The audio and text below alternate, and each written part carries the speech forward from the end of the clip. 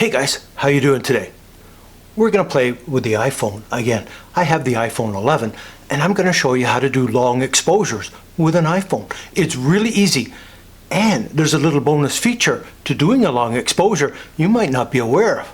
Let's get into it.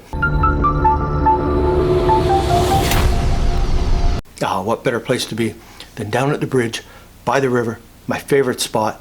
The water flows really fast under the bridge, so it's that nice fast motion that looks really cool for a long exposure. Now I'm using the iPhone 11. I had it on a GorillaPod with a bracket, and I used my Apple Watch to remote release it. Now if you don't have an Apple Watch, you can use a self timer within your cell phone because you don't want anything to move. You want as stable as possible to get the cleanest picture you possibly can. Now, how are you doing this, you ask? We're using live photos, and this little feature some of you might not be aware of. So let me show you in the app what I'm talking about and show you some of these pictures and show you the long exposure effects.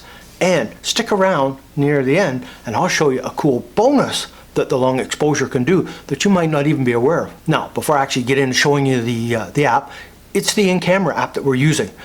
You need to be in live photos. Now, live photos is on by default, so you should be good, just double check it.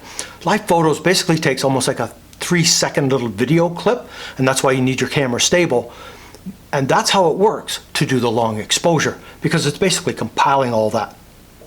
Be aware though, when you're doing your long exposure, that it crops in a bit, and you'll see that in the images that I'm going to show you, how it crops in. So you need to adjust for that prior to. Give yourself a little more room around your composition, so when it crops in, it's bang on right where you want it to be. So without further ado, let's have a look at my cell phone right now, and you can see that gorgeous picture that I took down at the bridge at one of my favorite spots.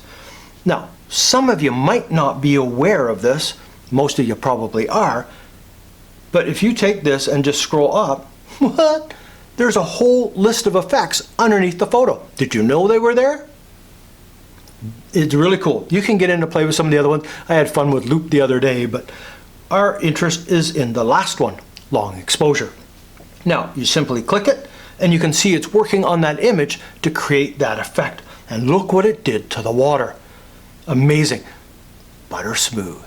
It is really cool. If you got a waterfall, it gives you that real dreamy look. So you want something that's fast moving and continual within the frame to get the best effect out of it.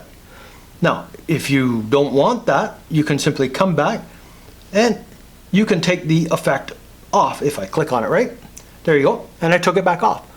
It's only when you go to take it off the phone that it'll save as that file, as a finished file. Once you've saved it, you can't revert it, but while you're in there, you can. Now, have a look at the before, have a look at the after, look at the two together.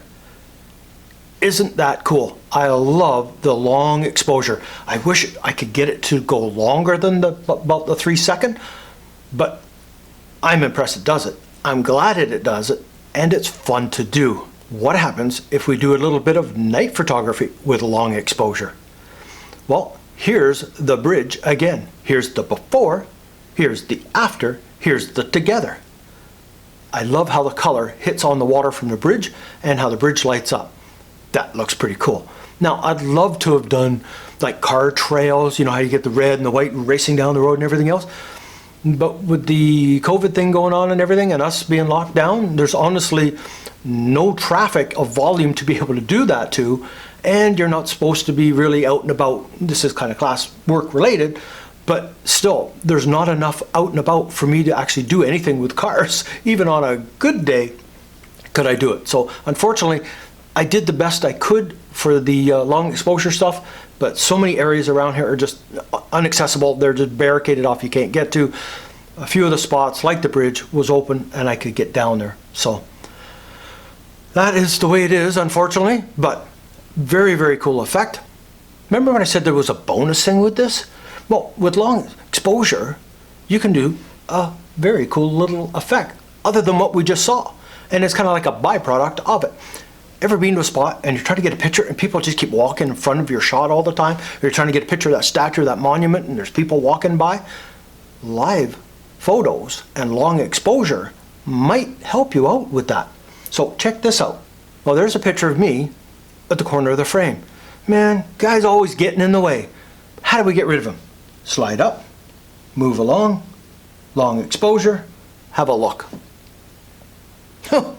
Boom, gone. Not only did it crop in a bit that will help get rid of me, but because I wasn't in the scene long enough, the long exposure erased me. That's very cool. Let's see another example of that. All right, here we've got this lady on the sidewalk, right in the middle of my shot. I wanted a picture of that sidewalk, and people just keep walking by. Let's do the same thing. Let's slide up. Let's scoot across to the end. Let's hit long exposure. Can we make her disappear? What? Look at that.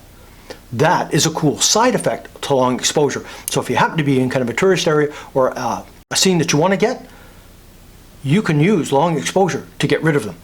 Now you got to be aware though, and let me just show you a bad side to that as well.